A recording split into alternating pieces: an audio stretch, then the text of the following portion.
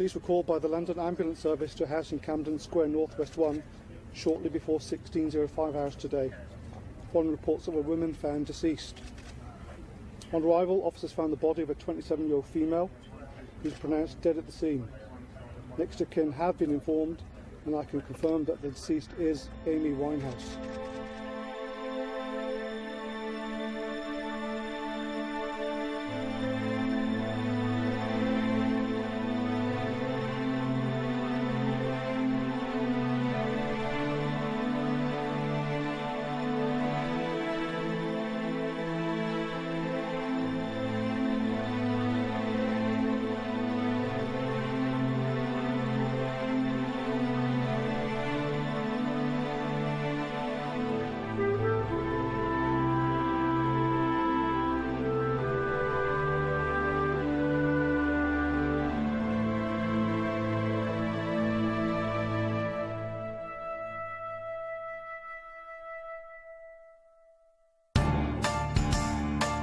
Amy Winehouse was one of the greatest singer-songwriters of her generation. She actually changed the music industry, and that's what music icons do. There was only one Amy Winehouse. There was only one girl with the daft hair, and that she had her look, she had her sound, and she was loved. In her early days on the music scene, Amy was high-octane and infectious. I'm not going, yes, it is me. Yes, it is Amy Winehouse. I'm going, hello, you like my album? That's really nice. Go and buy one for your mum as well. Thank you, bye. And her trailblazing talent meant she was destined to be famous. America loved her. Amy Winehouse didn't break the UK, she broke the world. She had the potential to be the Edith Piaf of her generation. There was nothing mediocre about her, and she had bucket loads of soul.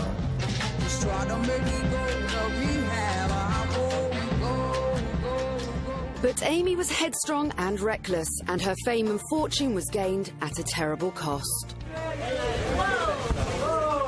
Amy Winehouse's addiction would have started from a position of pain. Infamous pictures tell their own story. The star-crossed lover's relationship with Blake Fielder Civil, the addiction, the self-harming, the distraught parents. I think the damage that had been done earlier on, 2005, 2006, that kind of time, when she got into Class A drugs, I think it was beginning to manifest itself. And as her addiction took a grip, it seemed her life was going in only one direction.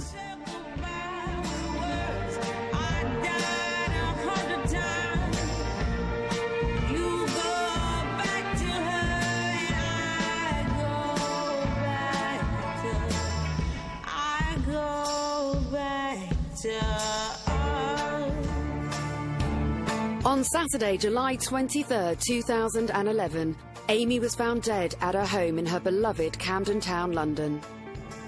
Amy was chronic as an addict, and everybody was waiting for the headline, Amy Winehouse is dead. I mean, everybody knew it was coming, everybody knew that's how it would end, because no one could find a way of stopping her. Yeah, I'm cool. Don't worry about me. I'm cool.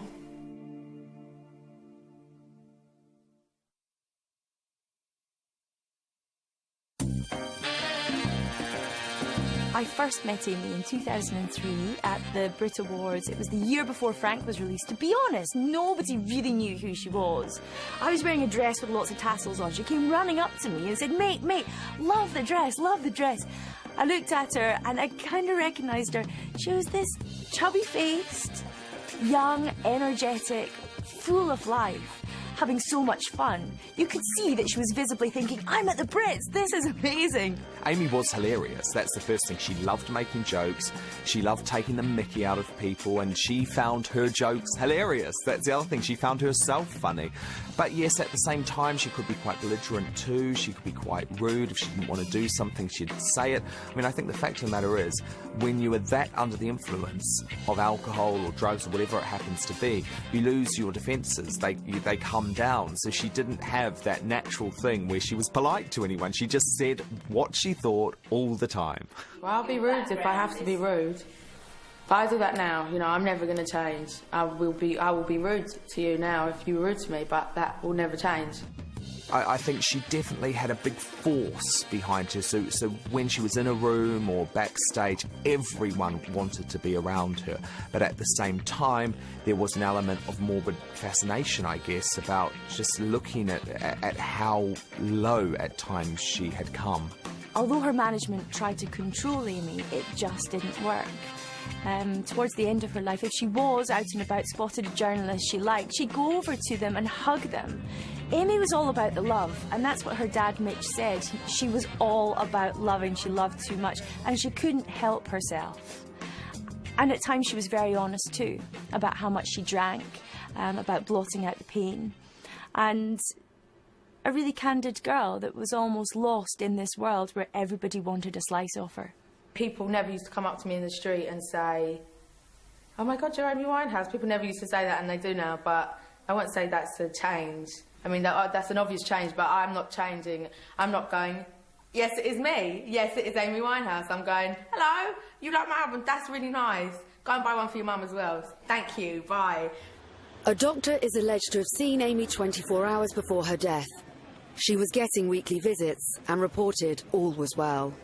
He's not saying she's cured, he's not saying she's not an addict, he's not saying she's a paragon of health. The point is about addiction is one day somebody can look as if they're okay, and the next minute somebody tips them over their edge, and like Amy Winehouse they can die, and we don't know what killed her yet. But whatever it was obviously linked to the addiction. She is said to have spent the night before her death in Camden Town, drinking with friends. Anyone who went out with Amy had never seen anyone drink so much vodka so fast. Her friend said that she could drink vodka all day. That combined with medication or drugs, and it could just have been a lethal cocktail. For a 27-year-old girl, she looked great when she was able to doll herself up, put on the makeup, but you could tell sometimes she was very thin. I think the real tragedy is that there were glimmers of hope, that sometimes she did look okay, she was trying to write songs, she was able to perform now and then. And that's the real tragedy, that we thought she might just get there. Much of Amy's addiction was blamed on her relationship with her ex-husband, Blake Fielder Civil, a notorious substance abuser. Their romance was tempestuous and volatile. They couldn't live with each other, and they couldn't live without each other. Blake's mother, Georgette, described them as soulmates. Amy's father, Mitch, did everything in his power to tear the couple apart. At certain points in time during Amy's life, it'd be fair to say that Mitch actually hated Blake Fielder Civil. When I talked to him, he was so angry. The girl that he knew and loved had changed so dramatically. She was always a bit of a terror, certainly huge personality. Perhaps she had an addictive personality all along. But she went from a girl who actually was very anti-drugs, even cannabis, when she was a teen, to meeting Blake and becoming a fully fledged addict. Amy's album, Back to Black, was inspired by Blake, and she had his name tattooed over her heart. Weeks before she died, she had told a friend, "He is the only one who can save me." In the lead up to her death, of course, she was at home in Camden, where she had this sort of magnetic pull, I would say, to that suburban London. Recently, Amy hadn't been particularly well. You know, she'd, I think at the newspaper we've reported in the last 2 or 3 weeks that she'd collapsed 3 times because she'd drunk herself into a state where she was no longer conscious. Plans for a summer comeback had been written off after a shambolic drunken concert in Belgrade, where she was booed off stage. This show was a complete and utter shambles. It was the worst yet, and believe me, there'd been some pretty bad Amy Winehouse performances over the last few years. However, she was booed off stage, she threw the microphone into the crowd, she didn't remember her words, and of course in this modern day of YouTube, it all ended up on the internet within a few hours, and at that point there was huge pressure on her management, because so many questions have been asked, why was she on tour in the first place? So as a result of that criticism, they actually cancelled the rest of her European tour, and she came home and they said they were going to focus on her health.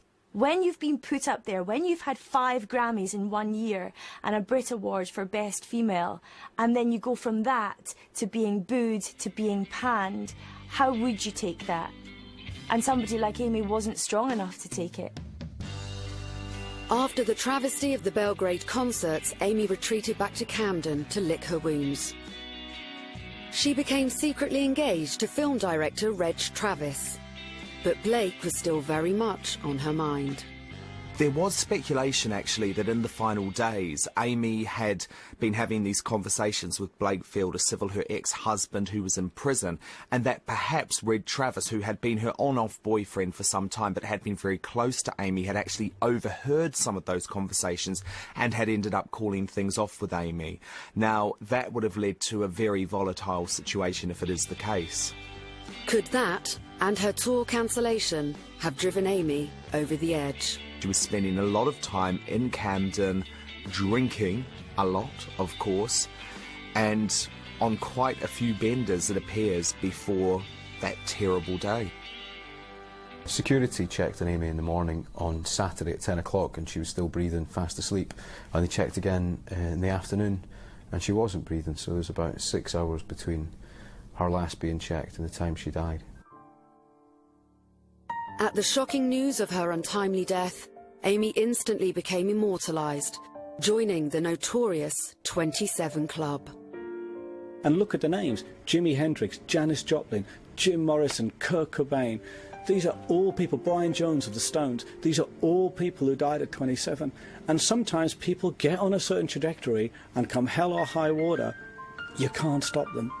If people aren't careful, this will continue almost in the same way as it did with Marilyn Monroe, because, of course, Amy Winehouse, like Marilyn, died at home by herself. Some people suggest that it may have been to do with a drug overdose. Other people suggest it could have even been suicide.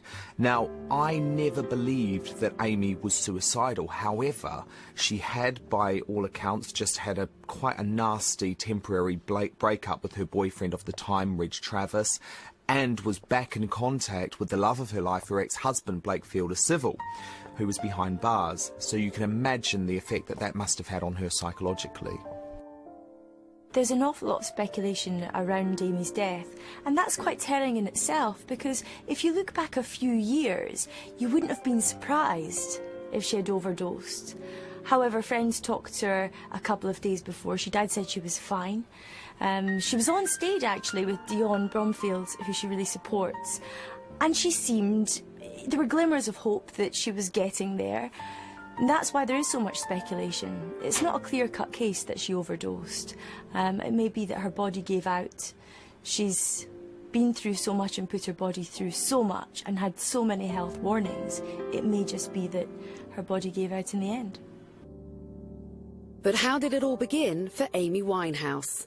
And how did her wild child behaviour and destructive personality bring about her tragic but inevitable death? Amy grew up in a Jewish household in North London. Her dad Mitch and mum Janice were both influential in her love of music. You know, it was wonderful. I mean, I can remember houses, my own house, my grandparents, two lots of grandparents, full of music and laughter, and that's the way it was in my house too. So that's what Amy got from it. My dad sings, and I sang as a child, obviously, and I just assumed growing up that everyone sings, you know, that was really it. Even as a little girl, her taste in music was wildly eclectic. But definitely people like Thelonious Monk, Hendrix, and Sarah Vaughan, and Louis Jordan, and Salt and Pepper, and Beastie Boys. There's just so many. Beastie Boys and TLC when I was a little kid, and Carole King. Amy was brought up in a very loving Jewish family. Mitch, her dad, and Janice, her mum, were together. You just have to look at the pictures of Amy as a kid to see the cheekiness written all over her face. She was a wee terror, and she was into everything. As she grew up, she'd sing with her dad, Frank Sinatra songs. Really ordinary upbringing too. Her mum worked for a pharmacy. Her dad was a double glazing salesman and then went on to become a black cab driver. And I think it's fair to say that it was a very secure upbringing. And then Mitch started seeing another woman, eventually married her. Of course, this would have been traumatic for Amy. When you're happy or sad, you know, you sing.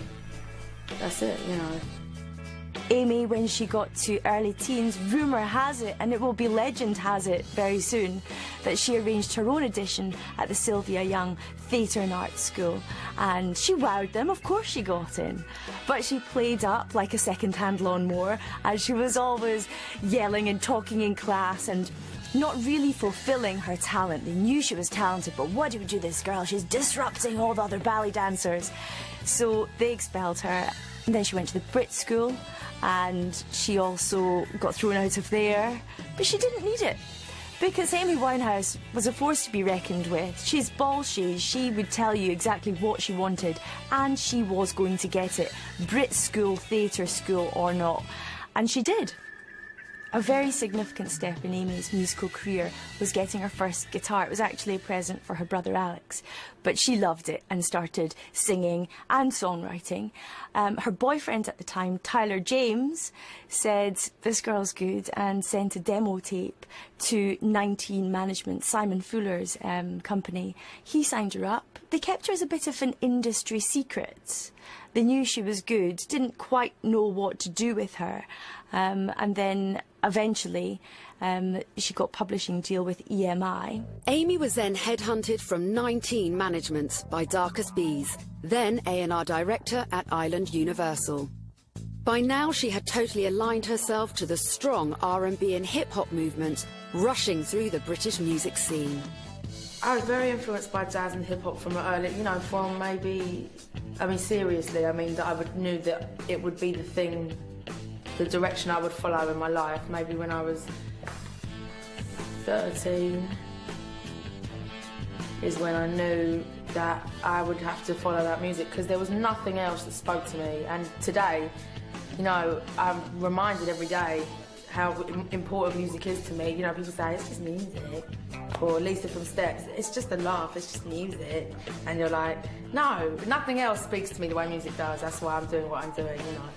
Amy's first album, Frank, caused a real stir in the music business. Apart from 2 covers, every song was co-written by Amy and heavily influenced by jazz producer Salaam Remi. When Amy's music came along, there had been nothing like it before. She took so many influences, from jazz to 60s girl bands. She looked incredible too. The lyrics tore at your heartstrings. The voice, oh my God, the voice. She was almost like a black blues singer. Incredible. Just to be stronger than me. You've been here 7 years longer than me. Most of Amy's material came from personal experience, reflecting her raw feelings on romantic relationships with men. It's just funny how all my singles are geared on this man, you know. I mean, I've written quite a few songs for this ex-boyfriend, but that's just because I was writing the album at the time, you know, and it just so happens that all the singles are like heartbreak. Like, they're the 3 songs from when we split up, like the serious songs. So I might never be able to get a boyfriend again. The album was nominated for Brit Awards in 2004 for Best Brit Female Artist and Best Brit Urban Act. Wish I could say it breaks my heart, like you did in the beginning. It's not that we grew apart. It's a song about people, being with someone that you've been with who knows you and knows what you like, and just about a kind of sadness because it's not like it was, and a kind of happiness because it is, and it's just about that kind of conflicting ex-boyfriend situation. You'll never get my mind right, like 2 ships passing in the night, in the night, in the night. Want the same thing when we... Later that year, Amy won the Ivor Novello Award for Best Contemporary Song with Stronger Than Me. And the award nominations just kept coming. Hello, Matt. How are you doing? I'm okay. They were going wild for you over there. craziness. My goodness, it's a much needed female presence, I've got to say. Everybody in there is male. That's quite true, you know, that's quite true, which is fine for me. So how does it feel to be one of the few females? I mean, how does it feel to be nominated? I mean, to be nominated is amazing. It's not about whether you're male or female, you know. I worked hard on my album, you know, as I'm sure the other female artists did, and it's just an amazing thing to be recognised for that, you know. Because it's sick, because I mean, you're up for 2 Mobos. What would you rather win if you could choose one, and why? I mean, you know what, just the nominations in themselves, to be honest, the Mobo nominations and this nomination, it's such an honour, you know. I thought I'd get overlooked in the Mobos. I never dreamed I'd even be nominated for a Mercury, so they're both such esteemed prizes, you know, such esteemed things, you know. So I mean, you go, obviously you're performing in there. How do you feel performing in front of the judges who, at the end of the evening... I feel cool, you know what, I mean, that's where I'm in my element, you know. I'm much more comfortable singing than talking, and I come through when I'm singing more than when I'm talking, and you know, I could talk for 3 hours and not say the same thing as I could in 3 seconds on a track, so I'm really privileged that they asked me to perform, because I know it's not every nominee gets to perform. I'm really a lucky girl. Amy's sound was unique, and as a songwriter, she was gold dust. To be compared or even mentioned in the same breath as Ella Fitzgerald or, you know, Lauryn Hill or Erykah Badu, you know, that is an amazing thing, you know, and I know I'm not the only girl that feels blessed to have grown up in an age where we can have Lauryn Hill's album and Erykah Badu's albums, and not only in an age where we can hear them, but in an age where I'm, you know, young, and we grow to those albums, we shape our lives to those albums, and how these women profile themselves, you know, as real women.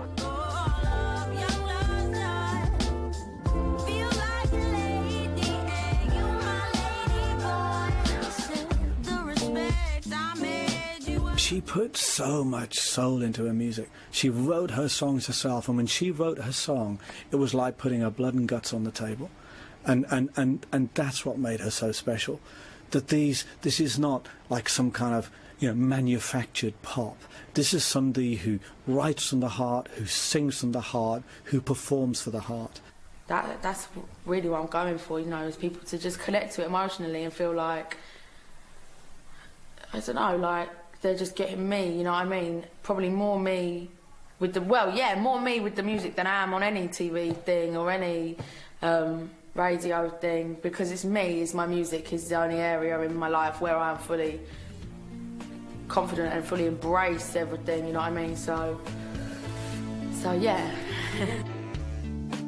One of Amy's greatest loves was 60s girl groups. She borrowed the instantly recognisable beehive hairdo and Cleopatra makeup from the Ronettes. It was an iconic look that many teenage girls were keen to follow.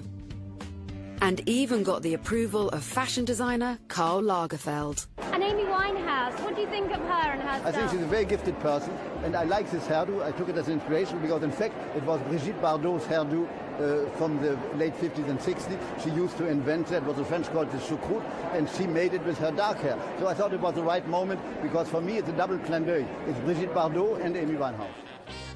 Around the time of her meteoric rise to fame, Amy met 2 men who would change her life forever. Uber-trendy record producer Mark Ronson and a new lover called Blake Fielder-Civil. There's no doubt that Blake Fielder-Civil was the love of Amy's life. I think when it was great, it was wonderful. I think she'd never experienced happiness like that. Also fair to say that she was the one who had the high-flying career. He was a runner for music videos. She loved him. She loved the way he looked. She loved the hats he wore. She thought that he was the male version of her. She thought he was perfection. They were complete and utter soulmates. She adored him, he adored her, and they almost couldn't live without each other. But they also both really destroyed each other. Blake, of course, is credited, if that's the word that you can use, but is credited with introducing Amy to hard drugs, which was, of course, so terrible for her. And all I would wonder is how much of their relationship was based on love and actually how much of it was based on pure addiction. Mark Ronson's relationship with Amy was more creative and productive. Mark Ronson got involved with Amy when he started playing a couple of demos, for instance, Rehab, on his radio show, East Village radio station. He loved it, so did the listeners. There was a huge buzz about it. He said, I want to work with this girl. They got together immediately and the chemistry was amazing. She told him like it was. If she didn't think that his work was up to scratch, she left him in no doubt, and he really admired that and appreciated that about Amy, and they became fantastic friends. Obviously, it's Amy's work, and she made very clear that it was her work and that Mark just helped her with it, but I think his help really did push that album to a new level. I think Mark Ronson's incredibly talented, quirky, almost belongs to a different era.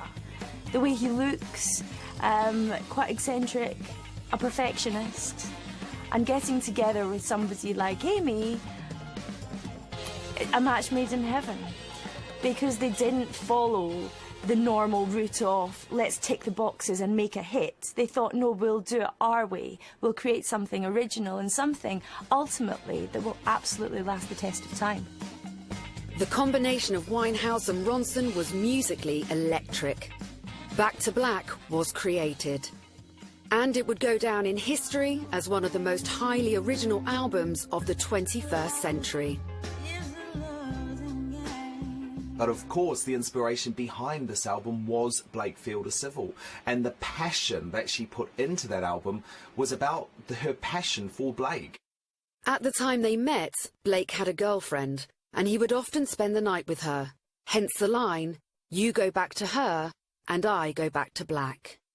I wouldn't write anything unless it was directly personal to me, just because I wouldn't be able to tell the story right or really fill out the song with words, because I wouldn't have done it.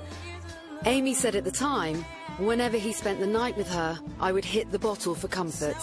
I was even drinking first thing in the morning. By early afternoon, I was a mess.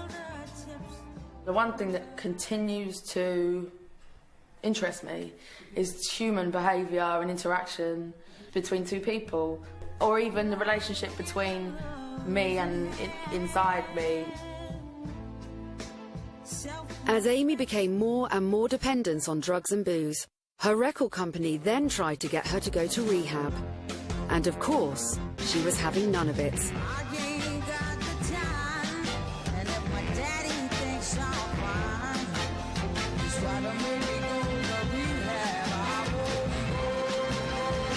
Rehab was the first single to be released, and Time magazine named it the best song of 2007. Amy also collaborated with other artists on singles, like Valerie on Ronson's solo album, Version, later nominated for a 2008 Brit Award for Best British Single.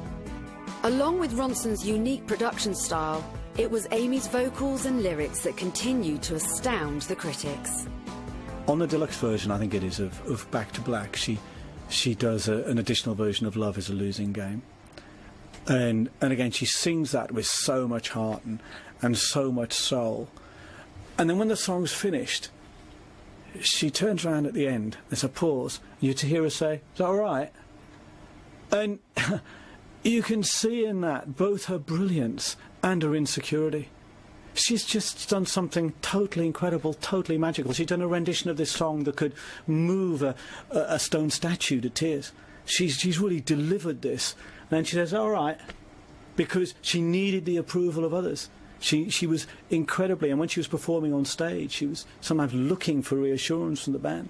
Sometimes people who are brilliant sometimes don't realise quite how brilliant they are, and Amy was one of those, and perhaps it was her brilliance in some ways, and coping with that brilliance and the effect of that brilliance that drove her to addiction.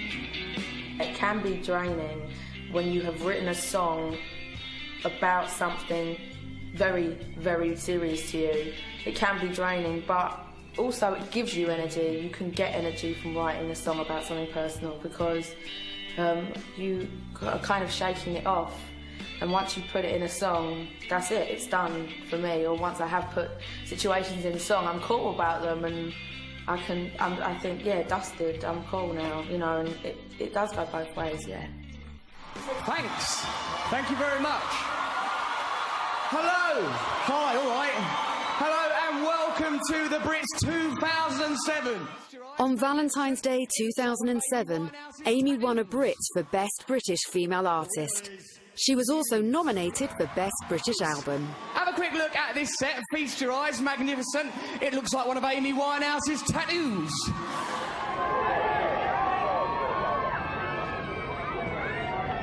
It's been an amazing year for you. I mean, do nominations mean much to you? It's very pleased to be acknowledged, definitely. Because you've got one of these, you know, back home. I mean, what does it do when you take one back? Does it change your life? I mean, no, it's definitely good to be, yeah, well, as Amy said, to be acknowledged and to even be considered, to be honest. Yeah, I mean, it's lovely when you win, but I'm not expected to this year. My money's on either Amy or Lily. Hey. I reckon Lily's going to clean up this year. I reckon she'll get at least 3. Yeah? Yeah. You'll be partying backstage together later? Absolutely. It'll be fun, yeah, definitely. But even greater recognition was on its way. Amy broke America and was nominated for 5 Grammys. But her wild child reputation had gone before her, and incredibly, she was refused a US visa to attend the ceremony. Does the State Department believe that Amy Winehouse, her music or her behavior poses a threat to the United States? And if not, why did you reject her visa application? The State Department believes that she is ineligible for a visa under the terms of the Immigration and Nationality Act. I don't believe anyone ever used the word threat associated with it, but there are many reasons for which individuals are not eligible or otherwise need to have a waiver processed. The main point in this matter is she's not eligible under the basic terms of the law unless a waiver is processed for her. She's asked for one. I understand Department of Homeland Security is considering it, and yeah, we'll see what happens. How ludicrous is that? I think the American music producers were pretty embarrassed by that. Amy got round it and thankfully did a great performance from the UK on a live link. And the more you look back, and it's easy to say this in retrospect, the more you look back at Amy Winehouse's life, you just think she was a living legend. Who else would do that? Who else would be banned from America and still be cool and show them that she was here in the UK? And yeah, her reputation grew from there too. And back in Britain, the awards just kept on coming. How did it feel to actually win the award? It was cool. You know, you think about things that you might want to see. You know, everyone else has got bits of paper. I'm just like, I'm a bit of an idiot anyway, so like, I'm like trying to think of things I like to say and I get all nervous and you go up there and you're like, you know. Actually, I'm going to give it to my dad because I can't be trusted with anything. Although on the surface, Amy appeared to be coping with the trappings of fame and fortune, by now, her destructive personality was beginning to shine through, along with her addiction to grade A drugs like crack cocaine and alcohol. Many blamed her on-off relationship with Blake, who was a serious substance abuser. And there's a physiological and a psychological basis to how addiction forms. So let's assume somebody feels pain. Then they take a drug. Now the drug releases dopamine, which is a neurotransmitter in the brain. That dopamine is like a feel-good chemical. It just makes us feel good. And suddenly we have a euphoric rush of pleasure. We think this is a wonderful feeling. And the brain thinks, you know what? I'd like a bit of that again. So then we take the drug again. And we feel the same euphoric rush, and we take it again and again and again. But after a while, the brain stops producing dopamine. So what happens is, from a physiological perspective, you need more and more of the drug, no longer to give you any pleasure, but just to keep the pain away of the fact that you haven't got the drug anymore. And that's what happens to addiction, and that's the cycle Amy Winehouse went on. The drug started to have an impact on Amy's personality. Amy's relationship with the British press really changed from a cheerful girl who was very open and loving, because she had nothing to hide. This was all new to her. This was an amazing experience. It's what she always wanted. She became more closed when she had more to hide, when her management said to her, do not talk to press. She was out of it. So she could have told any journalist a fantastic story. And increasingly, she would have more and more people around her when she was out and about, trying to stop her from giving people what they wanted. Amy, how are you feeling about it all? Very excited. Tell us what we can expect from your performance then. I don't know. It's going to be fun, you know. I mean, you know, I've got a nice. Me and my band are quite close, so it's going to be a nice energy. I don't know. It's not going to be fireworks. You know what I mean? Have you got a long list of people you need to thank though if you do win one of the awards you're up for tonight? I haven't even thought about it. I don't really want to think about it, to be honest. I think one of Amy's all-time career lows was when a newspaper in the UK actually filmed and then broadcast video of Amy taking crack cocaine, and everyone knew just how bad things had got. Ironically as well, Blake, who was meant to be the love of her life and who was in many ways, sold his story many times on Amy. He was so desperate for money he'd make a couple of £1,000s here and there for spilling the most intimate details of her life. Now, in most normal relationships, that would be the end of it. But Amy always ran back to Blake, no matter what he did. It is said that the British press were relentless in seeing Amy go downwards. But it has to be said that Amy lived her life out very publicly in London. She would go to the pubs in Camden. She would sometimes become quite aggressive. The photos we would get in of Amy on a weekly basis during the real depths of her drug addiction and relationship with Blake were just traumatic, and I think nothing was more traumatic than the photo of Amy's ballet pump shoes covered in blood. Most people believe that that was because she had actually been injecting heroin between her toes.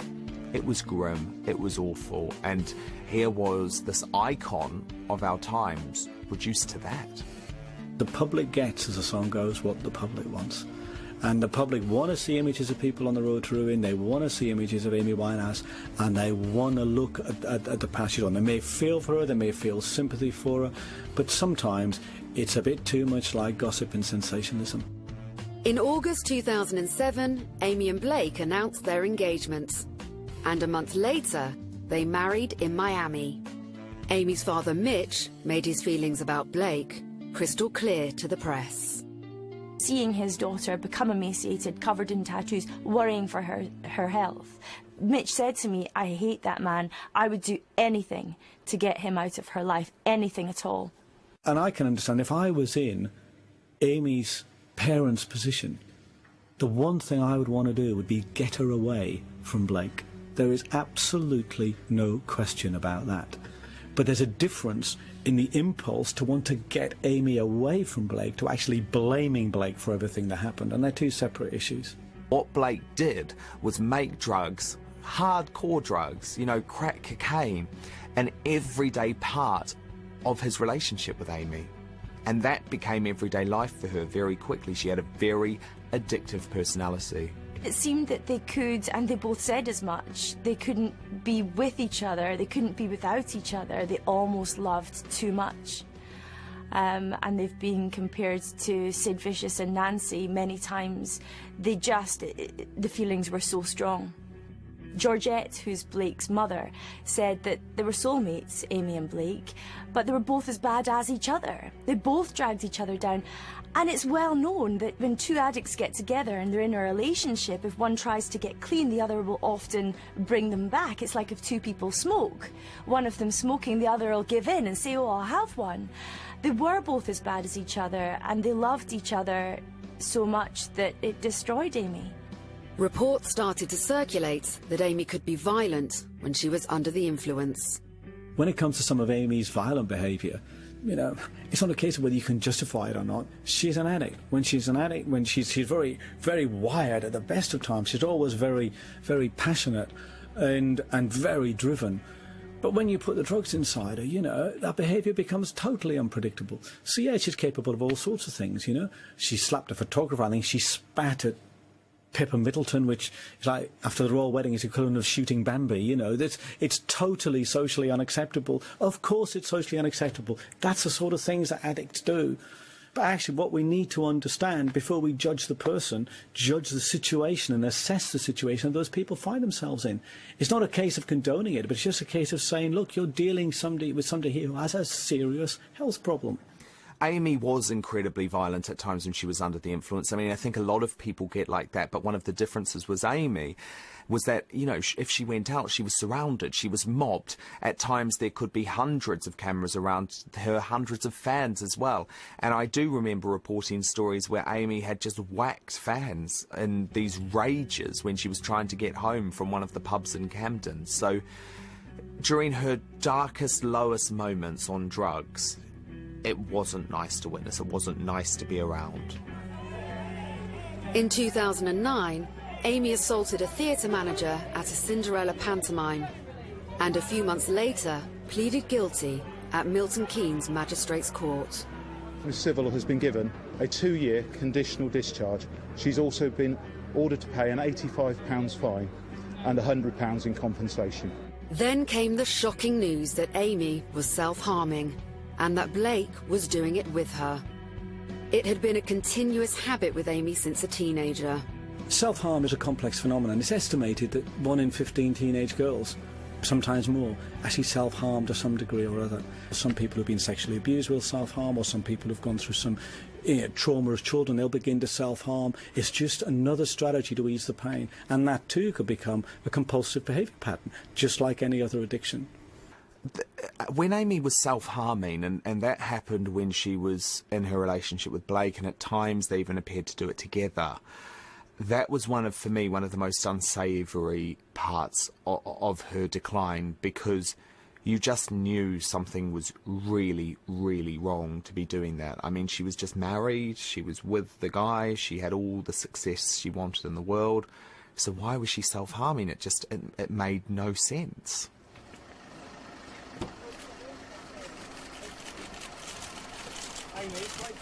The couple's marriage became more and more volatile, and in August that year, Amy was rushed to hospital after a heavy binge of heroin, ketamine, cocaine, and ecstasy.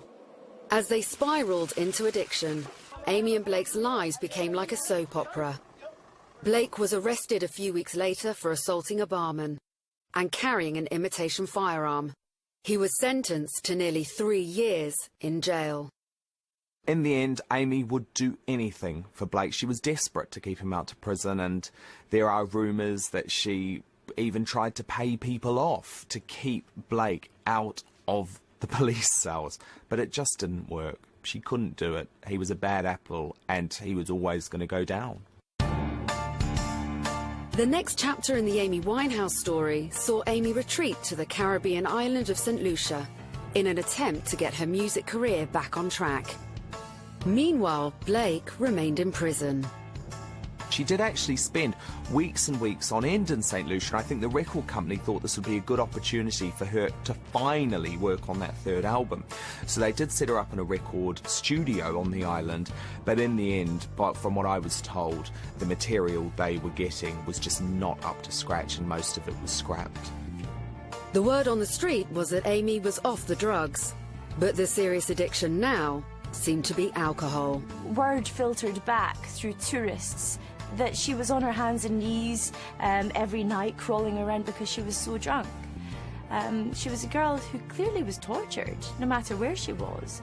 I mean, she drank every day, she'd have tequila for breakfast. There were loads of reports about her getting freaky with some of the locals there, and obviously she had some romances on the island as well, which weren't necessarily a bad thing. But I think the fundamental point is that it showed, even when you removed Amy completely from the lifestyle that she was used to, actually, there was no getting away from the fact that this was an addicted woman, an addict in the true sense of the word.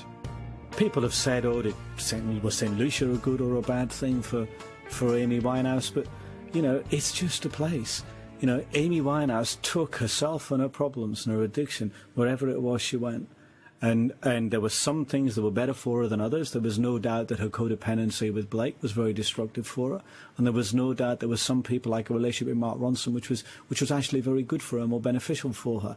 But actually, at the end of the day, she's fighting her own addiction. And wherever she goes, she takes that addiction with her. She takes her emotions with her. She takes her feelings with her. She takes everything and all that baggage with her. And St. Lucia was no different. I remember speaking to her during that time, and she'd just come back to London, and all she wanted to talk about was Simon Cowell. She wasn't interested in talking about her career or what problems she was going through. Everything was just a big joke and a big laugh to her.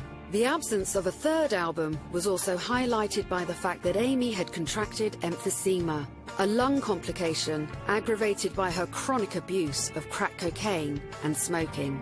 By now, her record label was in despair. I think in the end, the record company just gave up on Amy in a lot of ways.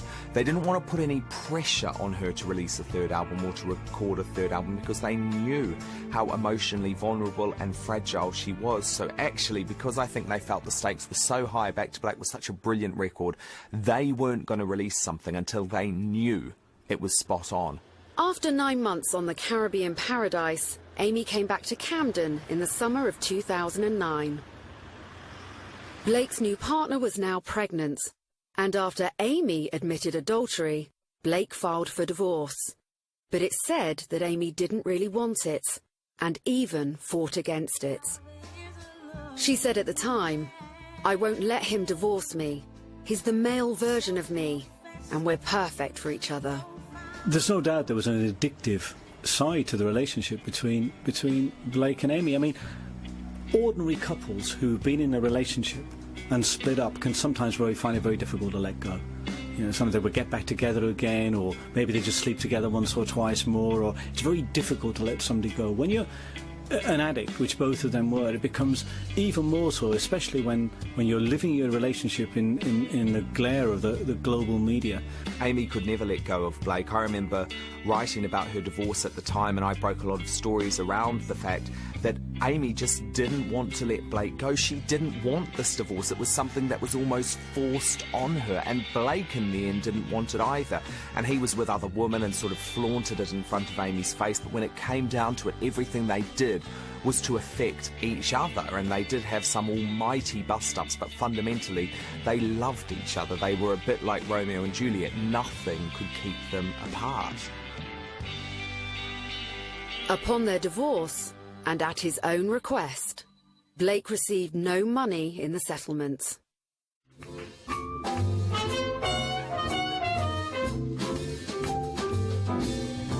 By now, Amy's dad Mitch had carved out a name for himself as a Frank Sinatra-style crooner. It was clear where Amy got her musical drive from. Well, now this is my first affair, so please be kind. Amy said to me 5 or 6 years ago, "Dad, why don't you do an album?" And we kind of agreed to do it, but then Amy, as is well documented, became ill, and the timing wasn't right. And then she got better, the timing got better. So, you know, we decided to do the album now. Mitch is a huge personality as well, and actually you can see where Amy got a lot of her personality from, because he was a normal black cab driver who actually became famous off the back of Amy and then launched his own music career off the back of Amy. Now look, some people think that wasn't a wise thing for him to do, but the fact of the matter is he was taking the opportunities that came at him. I mean, some people have said to me, have levelled the accusation, "You're only doing this because you're Amy's dad."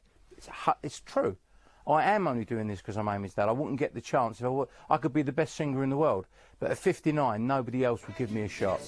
You know, I'm only getting this shot because I'm Amy's dad. Look in your eyes and I lose control. I do. Heaven knows. Are people going to want to come and see? That's what I'm nervous about. When I get up there, I'm not nervous of the actual singing.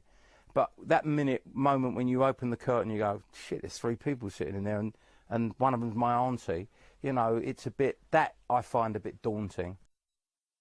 But sadly, Amy wasn't as reliable a performer as Mitch. If you have a ticket to her gig, you don't know if she's going to turn up. You don't know what you're going to get when she came on stage. Sometimes though, and I've spoken to friends who a couple of months before her death watched her at the 100 Club and said it was a great night, that she was perfect, she was lucid, and she was as talented as ever. Quite often she would make impromptu performances. I remember once, a couple of years back, at the V Festival, which was one of the main festivals in London over the summer, and Amy just turned up on stage with the Roots and ended up drinking backstage with me and a whole load of other people who just happened to be at the festival that day, and no one had any idea she was going to be there. On that occasion, Amy was just out to party. She wanted to have fun, she wanted to get up on stage, she wanted to have a few drinks backstage. But actually, on a day like that, that was actually Amy at her best, because there were a lot of industry people around. She had her security guard with her, and because it was at a music festival and she was in an artist area, she wasn't going to be mobbed too much. But, you know, I remember all of the members of other bands who were there at the time, the only person they were actually interested in talking to was Amy Winehouse. She was such an icon, even to celebrities. The thing about an addict is their lives are chaotic. And it's not just the external manifestations of that chaos that people see. Their unreliability, their inability to sustain relationships, their codependency on destructive with people who are in a destructive relationship with them, their withdrawal from relationships like with their family, etc., their inability to create. It's also the inner chaos. It's the chaos we don't see. That when they put their head on the pillow at night, the chaos that's running through their heads, you know.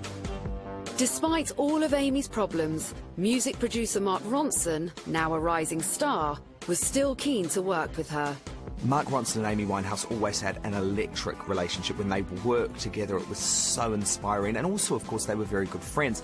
And Mark was horrified as he watched Amy's decline, and he did everything he could to try and help. So, for example, he wanted to record the theme song with Amy for the James Bond movie Quantum of Solace.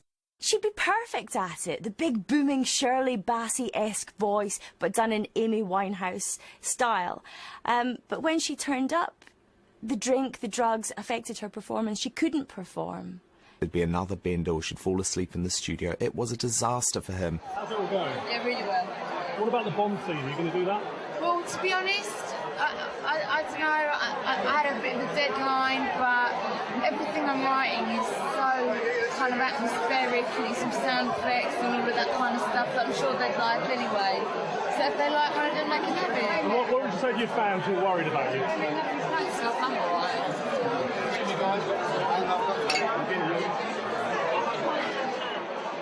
How's the Bond theme going, coming along? How's I'm not allowed to talk about that. Sorry. And then actually, it was really tragic that in the final days, Amy even very publicly dressed Mark down on Twitter. She'd read an interview that he had done where he claimed some of the credit for Back to Black, but in actually quite a nice way. And Amy took to her personal Twitter page and basically told him that Mark was trying to take half the credit for her work, and that he was trying to build a career out of her, and that he needed to get over it, bruv, in her words. Behind all the drugs, there is a person. You've got to understand who's speaking. Is it the drug speaking, or is it the person speaking? And I believe that Mark Ronson was not only obviously great for Amy Winehouse, and they had a very close bond, but I also believe that when she attacked Mark Ronson, deep down, she loved him and she felt very connected to him. And that's the drug speaking. He was devastated because it was like he was being cut off from one of the best people he'd worked with, but a great friend. He had to think, though, well, the girl's ill. And I don't think that it actually affected the way he thought of her in the end, because when Amy died, he said, I've lost my little sister. There's the famous song, you know, you always hurt the ones you love, you know, and with an addict, they always hurt. They hurt themselves far more than they hurt anybody else. But they always hurt the ones they love because, you know, most addicts are covered with guilt or shame, or they judge themselves very harshly, but then they resent others for judging them. They withdraw from social contact. They feel sometimes incredibly hostile towards people who are simply trying to help them.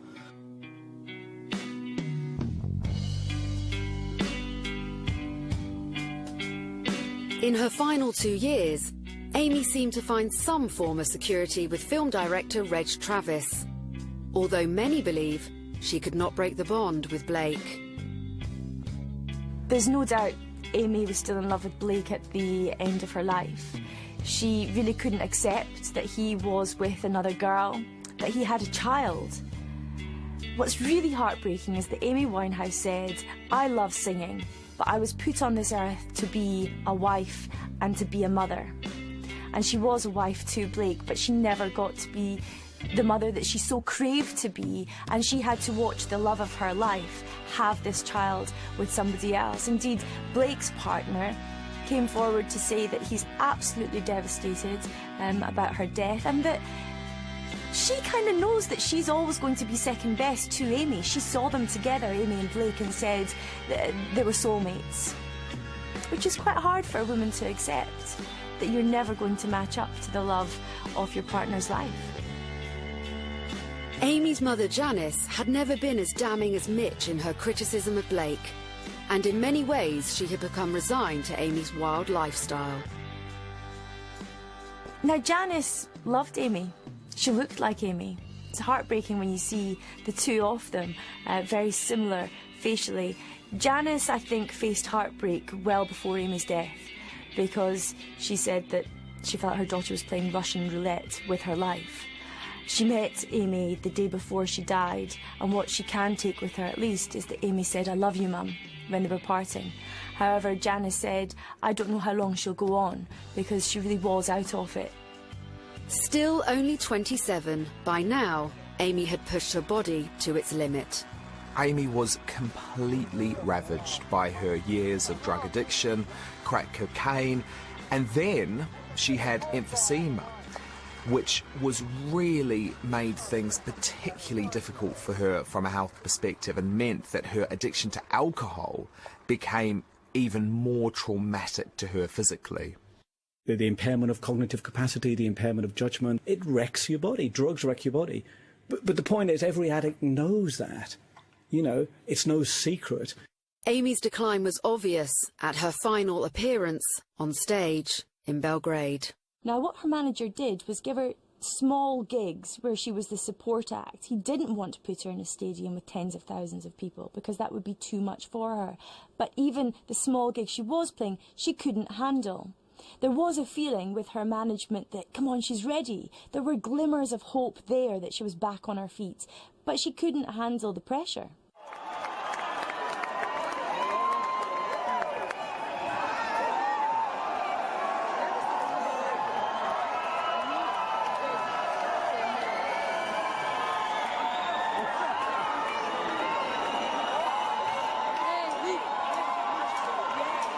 When she was booed that night in Belgrade, well, it's a vicious circle. She probably took drinking drugs to bolster her confidence, and then when she was on stage, people booing, it shattered her confidence so much.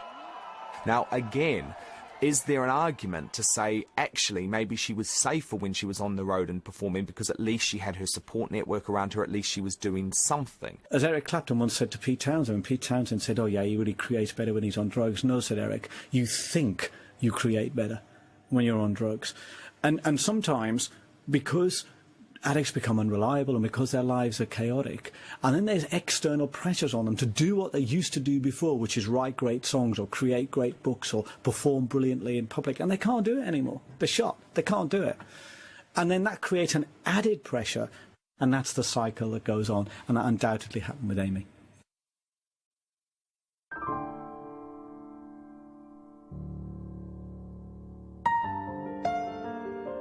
Despite all the fears, news of Amy's death still came as a terrible shock. And immediately the press started to ask who, if anyone, was to blame. Janice, Amy's mum, had seen her on the Friday before her death, and Amy's last words to her were, "I love you, Mum." Mitch, who was in New York promoting his own music career when Amy tragically died, had tweeted just 11 days earlier, before the death, saying, "Amy is fine." So clearly, I think they thought there were glimmers of hopes. But the fact of the matter is, as a parent, you can't be with your child 24 hours a day, 7 days a week when they're 27 years old. And they're truly devastated, and it must be heartbreaking, because You go through that high of having your daughter as the biggest star in the world, and look how quickly it turns to devastation. I bet they wish Amy had never even got into that world. Love is a losing game. Amy Winehouse herself said, if you can't sort something out yourself, no one can help you. And she's absolutely right. You know, ultimately, you can say, and I'm sure her parents, you know, Mitch and Janice, I'm sure they will be going over and over and over again. If only we'd done this, if only we'd done that, if only we'd done the other. But there's one thing you can be sure of, Amy wouldn't want them to do that. Because ultimately it wasn't their fault. They did the best they could. They handled an extraordinarily complex situation, an emotionally traumatic situation for them, which is to watch their child destroy herself. In the final analysis, most people were quick to point the finger at Blake for Amy's demise. Blake got a bad press, and sometimes it was deserved. What is wrong is to blame anybody for somebody else's death. Amy was an addict. Every addict is introduced by someone, and ultimately they have to take responsibility. Georgette, who's Blake's mother, said that they were soulmates, Amy and Blake, but they were both as bad as each other. They both dragged each other down. I don't think Blake will ever get over this. I think Blake loved Amy every bit as much as Amy loved him. And it is unfair to paint him as a callous character who killed her. People do say that, and it's very unfair, because here's a man who asked not to get a penny in divorce, and who says that he loved her so much, but couldn't be with her, couldn't be without her. They were both exactly the same. Others look to blame her management. When I saw her on stage during that shambolic performance in Belgrade, I just thought, this is not right. This is not a woman who should be on stage. She should not be performing. Something has to be done here. A lot of criticism's been levelled at Ray Cosbert, her manager, but I know Ray very well, and he loved the girl like she was his daughter. He said to me at the weekend that losing her was like losing his parents. That's how close he felt to her. And he did everything for her, and he loved her. And if he could have stepped in and stopped all of this happening, he would have done. But ultimately, he was her manager, not her father. You can't tell a Grammy winner, a multi-millionaire, how to lead their life. She makes the decisions ultimately, and if she wanted to go on tour, it was her call. He's kicking himself that he wasn't in Serbia and in Belgrade the night where she fell off the rails. The people that need to ask questions are the friends who supplied her with the drink and the drugs that brought her off the rails. I mean, Amy had been given a lot of help for a long time, so she was seeing a doctor up until she died. She was, ironically, an outpatient of the Priory, the big rehab facility in the UK at the time of her death. So there is an argument that she was being looked after. At the same time, I believe there will always be questions about whether enough had been done. I mean, why wasn't she sectioned, for example? That's a question that I think will potentially haunt some of the people close to her. Did she need more people around her 24 hours a day? She had one bodyguard, but maybe she needed more caregivers in the house checking on her once an hour. I mean, look, it's one of these things where it's very easy in hindsight. You don't want to blame anyone, but I do think some questions about whether she was being looked after in the right way are obviously valid, because for whatever reason it didn't work. Many had seen Amy's new fiancé, Reg Travis, as a beacon of light in her otherwise chaotic life. Reg Travis, top film director, and he was the man who everyone in Amy's life hoped and actually prayed would be able to turn her around. He was a respectable guy in a lot of ways. He wasn't involved in that Camden lifestyle, and he did genuinely seem to care for her. But of course, in the end, even he and his influence just wasn't enough to stop Amy's pull into that very dark lifestyle. When the news broke that Amy had been found dead at her Camden home on July 23rd, 2011, shocked fans set up a shrine to her. The tributes to Amy are very touching, from fans who really cared about her, who loved her music. You have handwritten letters, many saying, "You touched my life and I'll always remember you." There are vodka bottles, whiskey bottles, packets of fags. And actually, I think it's very respectful, because what they're trying to do is show a little light, say that you were a live wire, you were somebody who lit up life. and we're just trying to remember you as a legend. I wasn't surprised by the huge volume of fans who wanted to pay tribute to Amy. It was a bit like Princess Diana, but it was a very different sort of fan who was coming up. It was young people, it was people who'd been affected by her life. Some people, I think, really related to Amy's battles. People kind of identify with that kind of struggle. People think, you know what, there but for the grace of God go I. And somewhere they just want to give her tribute. Well, you might not have made it, but you did your best. And that's what matters. In the midst of his grief, Mitch was still keen to talk about his daughter. And you people in the street, I can't tell you what this means to us. It really is making this a lot easier for us. You know, Amy was about one thing, and that was love. Her whole life was devoted to her family and her friends, and to you guys as well. So we're devastated, and I'm speechless. But thanks for coming. Please accept our condolences. Thank you very much. Thank you. And I hope to see you again soon. Amy's funeral service at Edgewarebury took place soon after her death in accordance with Jewish tradition. And her cremation at Golders Green Crematorium in London was a sad and sombre affair.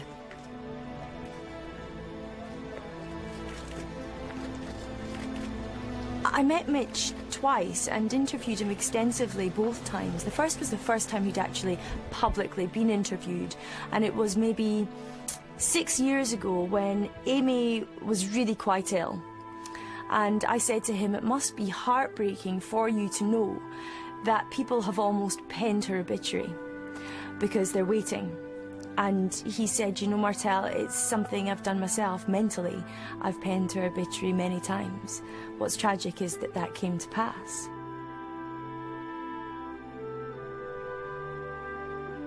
Of course, it was Mitch who gave Amy's eulogy at the service. The one person conspicuous by his absence was Blake Filder-Civil. It's not surprising that reports suggest that he didn't attend out of respect for Amy's family. He never thought he would see the day when the love of his life wasn't there anymore. We all knew it could happen, and he was in touch with her until the end, because she wanted him back. And if he could have found a way, he would have been with her. He just couldn't find that. He said that his tears will never dry. He will never, ever recover.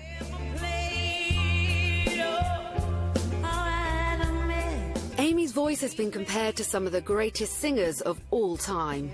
But what's likely to happen with the material she has left behind? She still had so much more to give, you know, she had the potential to be the Edith Piaf of her generation. There was still so much more to come, and there is talk of a third album that's finished, but whether they choose to release that or not, it's a massive question. I think there is a real argument about whether her material that she recorded before her death should be released. I mean, it obviously wasn't up to scratch enough to be released while she was alive, but I do think there's going to be such a clamour, there's going to be such demand from fans. I think probably the people around Amy will try and put together a package that does her justice. I think what they will want to be very careful about is that we don't end up having an album that doesn't do Amy justice, and so in fact you don't want to water down her musical legacy. Amy's dad Mitch has confirmed that the multi-million-dollar home where Amy died in Camden is to become headquarters of a new rehab foundation. It will be boosted by profits from a new duet single, Body and Soul, recorded just weeks before her death with music legend Tony Bennett.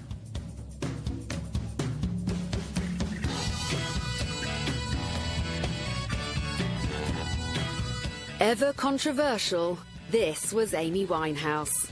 Brilliant, tempestuous, unpredictable and funny. She was also the most original and sparkling talent of her generation, compared to the likes of Janis Joplin and Judy Garland. She was an icon in Britain, especially for 20-somethings in Britain. She represented a new breed of pop star. Amy's legacy will be to last forever. The terms legend and genius when it comes to singer-songwriters are way too overused. Amy deserves them. She absolutely does. There's only one album that was amazing, but my God, what an album it was. It will be played forever. She had her look, she had her sound, and she was loved. I also think she should be remembered as a songwriter. Incredible lyrics, incredible melodies, and also she was groundbreaking. Adele, Lady Gaga and Rihanna have all said that if it wasn't for Amy Winehouse, they wouldn't have had their success. So I think that's one of the reasons she is so significant and so iconic, because she actually changed the music industry, and that's what music icons do. To her parents, she'll just be the daughter they loved and always will love. You know, to Blake, it'll be the woman he felt most connected to and possibly more connected to than anybody else he'll ever get connected to in his life. And to her fans and to music critics, she'll just be remembered as somebody who produced some of the best, most soulful and wonderful music of anyone of her generation. Like I said, it's the only thing where I'm truly comfortable, is writing music and singing, you know. One thing is for certain, she will go down in music history as one of the greatest female singer-songwriters of the 21st century.